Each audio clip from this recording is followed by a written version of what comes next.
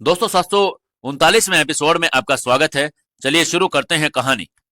अहान और मयूरी मेहता फैमिली से मिलने उनके घर में आ गई थी और उसने कहा, यह बात तो मेहता फैमिली में सबको पता है। जब तुम उन्हें मिली थी तब से उन्होंने तो जैसे अपने बिजनेस पर ध्यान देना बिल्कुल बंद कर दिया था और ज्यादातर तुम्हारे साथ घर पर रहते थे। और अगर बड़े भैया काम पर जाते भी तो भाभी तुम्हें खुद से जरा भी दूर नहीं होने देती थी। फिर एक पल रुक कर आगे कहा, मुझे आज भी याद है तुम्हारी जरूरत की हर चीज बहुत महंगी होती थी क्योंकि उन्हें बाहर से मंगवाया जाता था। यहाँ तक कि तुम्हारे लिए बेबी प्रोडक्ट्स भी वहीं पर आते थे।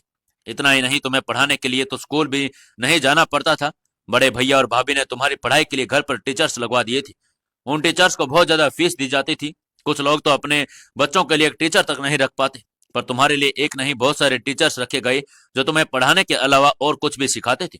अब जब तुम खुद ही सोचो कि जब तुम्हारे लिए इतना कुछ करेगा कोई, तो कोई शक कैसे नहीं करेगा कि तुम्हें गोद लिया गया है। मेरी अपने बारे में ये बात सुनकर हैरान हो गई और उसने कहा, आपने कभी पूछा नहीं कि वो लोग मेरे लिए इतना सब क्यों करते हैं? उस औरत ने बताया, अब जब तुम्हारे माँ बाप इतने अमीर थे तो अपने बच्चों के लिए चाहे वो कुछ भी कर सकते थे। इसमें पूछने वाली क्या बात थी? हाँ, मैंने उनसे एक बार ये जरूर पूछा कि वो तुम्हें ये अलग अलग चीजें क्यों सिखाना चाहते हैं। अगर उन्होंने तुम पर इतना खर्चा किया होता तो वो उन पैसों से एक नई कंपनी खड़ी कर सकते थे। तब उन्होंने मुझे बताया कि तुम्हारी तबीयत ठीक नहीं रहती, इसलिए तुम बाकी बच्चों की तरह स्कूल में नहीं पढ़ सकती। उसकी बात सुनकर सब शांत हो गए। अपनी बेटी को नजरअंदाज करके अपनी गोद ली हुई बेटी को लिए ऐसा कौन करता है? मयूरी ने शांत होकर कहा, वो लोग मेरे लिए इतना कुछ करते थे। क्या नैना ने कभी आप लोगों को ये नहीं बताया कि मुझे गोद लिया गया था? वो तो हमारे से पहले इस बारे में जानती होगी ना। वो औरत बोली, नहीं, अगर उसने हमें ये बताया होता तो हम इतने लंबे समय तक अंधेरे में नहीं रहते। फिर हमें एक पता चल लगा होता कि तुम एक मनहूस और तुम्हारी वजह से ही हमारे बड़े भैया और भाभी की जान गई है, तब हम तुम्हें हमारे परिवार में कभी नहीं रहने देते। इतना कहकर उस औरत ने अहान की तरफ देखा जो उसे गुस्से में घूर रहा था। ये देखकर औरत बिल्कुल चुप हो गई। मेरे ने इस वक्त कसकर अहान का हाथ पकड़ा और उसने कहा, क्या आप लोगों ने मुझे वो आग लगाते हुए देखा था? उसके बात सुनकर वो आदमी और औरत जो खुद को उसके चाचा और चाचा बता रहे थे, वो एक दूसरे की तरफ कंफ्यूज होकर देखने लगे। वो औरत बोली, इन्वेस्टिगेशन करने पर पुलिस ने बताया था कि आग तुम्हारे कमरे से शुरू हुई थी। उनके मुताबिक कोई उस रूम में एक बर्तन में से कुछ जलाने की कोशिश कर रहा था, पर शायद किसी से गलती ने उस बर्तन को ठोकर मार दी और आग पूरे में फैल गई। फिर उस आदमी ने कहा, हाँ, और अगले दिन जब नैना को होश आया तब उसने बताया कि तुमने हमारे मोम डैड के साथ बहस कर ली। तुम इतने ज्यादा नाराज थी कि सबकी जान लेना चाहती थी। तो उसके अलावा ये सब और कौन कर सकता है? पुलिस के मुताबिक उन दोनों बहनों में से एक घायल थी पर एक नहीं मिल रही थी, इसलिए सभी को लगा कि वो इसी चक्कर में जलकर मर गई। जब मयूरी ने सुना कि सबसे पहले आग उसके रूम में लगी थी तो मयूरी खुद को मन ही मन दोषी समझने लगी, पर तभी आहा ने उसका हाथ पकड़ते हुए कहा, डोंट वेरी मयूरी, मुझे पता है तुमने कुछ नहीं कहा और किया। भले ही किसी इंसान की याददाश्त चली जाए, पर वो इंसान अपनी अच्छाई कभी नहीं छोड़ सकता। तुम जैसी लड़की कभी किसी इंसान की जान नहीं ले सकती। तभी आहा ने कहा, आप लोगों ने शायद इस बात पर ध्यान नहीं दिया, हो सकता है कि जिस इंसान ने उस कमरे में चीजों को जलाया हो वो कोई और हो। उसके बाद सुनकर औरत हैरान होकर बोली, उस वक्त घर में सिर्फ 4 लोग थे। अगर रोशनी ने वो नहीं आग लगाई तो कहाँ गायब हो गई?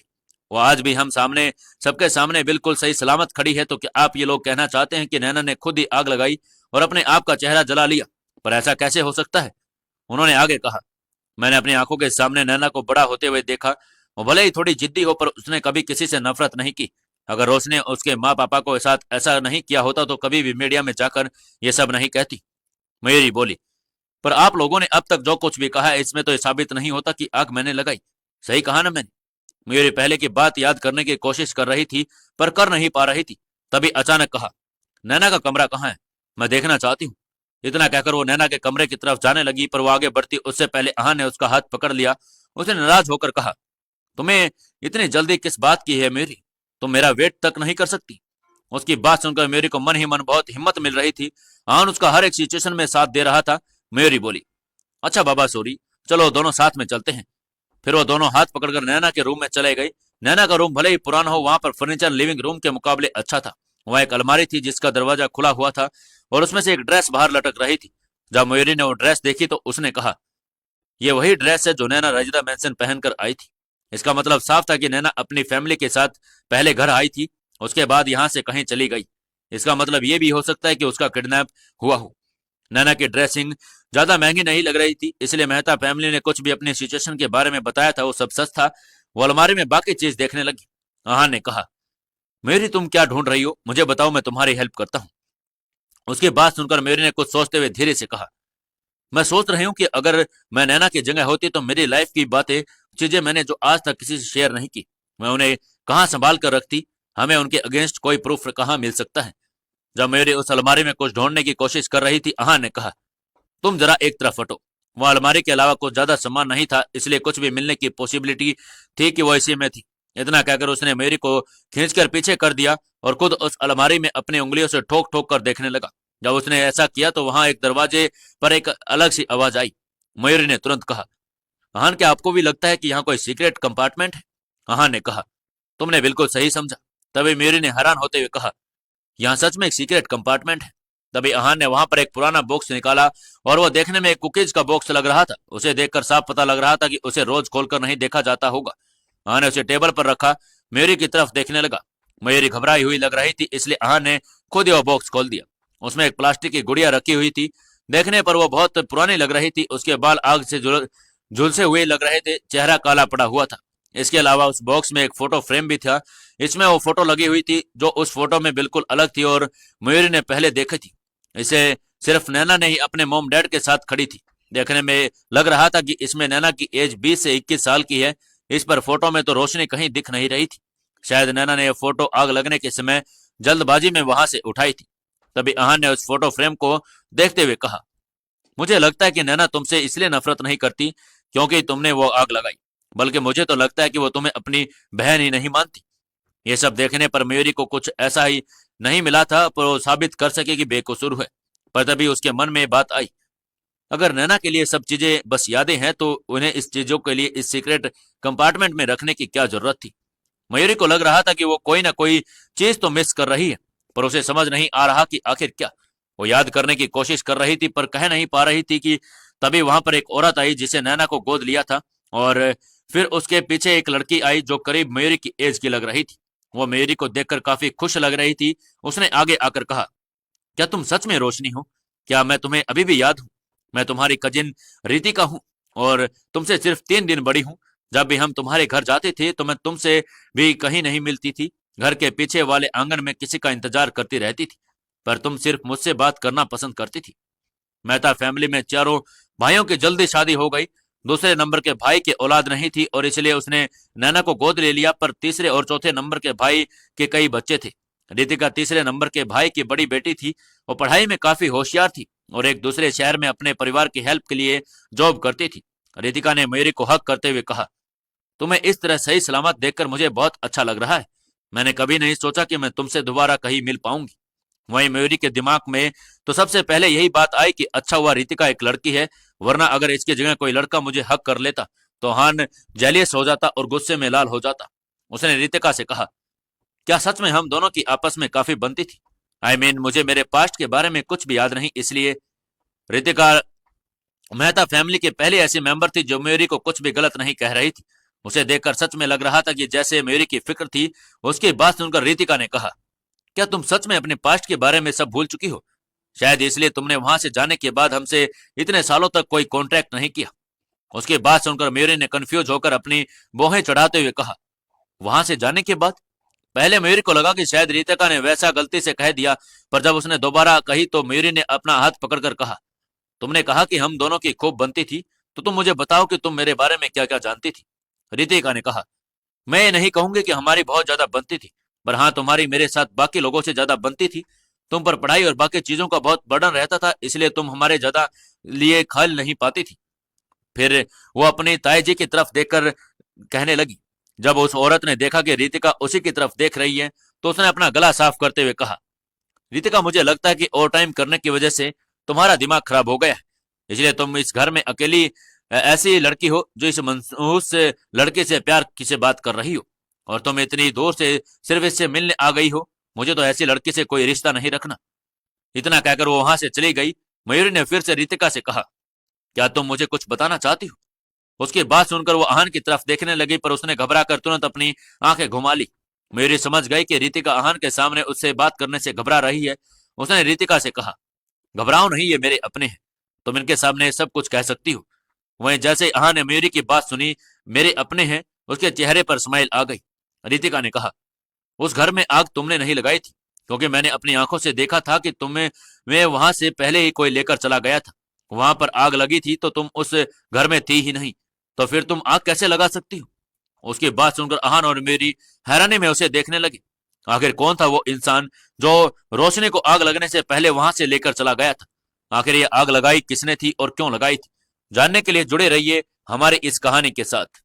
दोस्तों, 740वें एपिसोड में आपका स्वागत है। चलिए शुरू करते हैं कहानी। रितिका ने कहा कि वो आग उसने नहीं लगाई थी। बहुत हिम्मत करके मेरी ने पूछा, तुम कहना क्या चाहती हो कि घर में आग लगने से पहले मैं वहां से जा चुकी थी, कोई आया और मुझे लेकर चला गया? रितिका ने कहा, हाँ, आग लगने का तुमसे कोई मतलब नहीं है, तुम तो वहां पर थी ही नहीं। अहान ने पूछा, तुम्हें ये बात कैसे पता है? ऐसा हो सकता है कि यह बात तुम्हें पता हो और कोई और इस बात पर न जानता हो। कहीं तुम बातों को तो नहीं बना रही हो? इस पर रितिका ने कहा, मैं जानती थी आपके मन में यह सवाल जरूर आएगा, पर मेरे पास इसका जवाब है। जब रोशनी वहां से जा रही थी तब मैं वहीं पर थी। अहान ने पूछा, तुम वहां पर क्या कर रही थी? रितिका ने कहा, मेहता फैमिली में हमेशा सब कुछ बड़े पापा और बड़ी मम्मी करते थे। वो ही हम सबके घर का और खर्चे का ध्यान रखते थे। उस दिन मेरे पापा जुए में काफी पैसा हार गए थे। उन्हें डर था कि मम्मी उनसे झगड़ा करेगी, इसलिए उन्होंने मुझे बड़े पापा के घर पर कुछ पैसे लाने के लिए भेज दिया था। मयूरी ने कहा, तो इसलिए तुम वहां आई थी? क्या तुम्हें सब कुछ अच्छे से याद है? हाँ, उस दिन एक एक बात मुझे अच्छे से याद है। मैं वहां दरवाजे के पीछे से आई थी और ताकि मुझे कोई देख ना सके। तुम हमेशा पीछे वाले गार्डन में रहती थी, इसलिए उस दिन भी वहीं पर थी और इस बार कुछ अलग था। तुम्हारे साथ बड़ी मम्मी और पापा भी थे। वो तुम्हें कार में बैठा रहे थे और तुम्हें उन्हें बाय करके वहां से चली गई थी। तुम कुछ बोल रही थी, पर मैं दूर थी इसलिए मुझे कुछ सुनाई नहीं दे रहा था।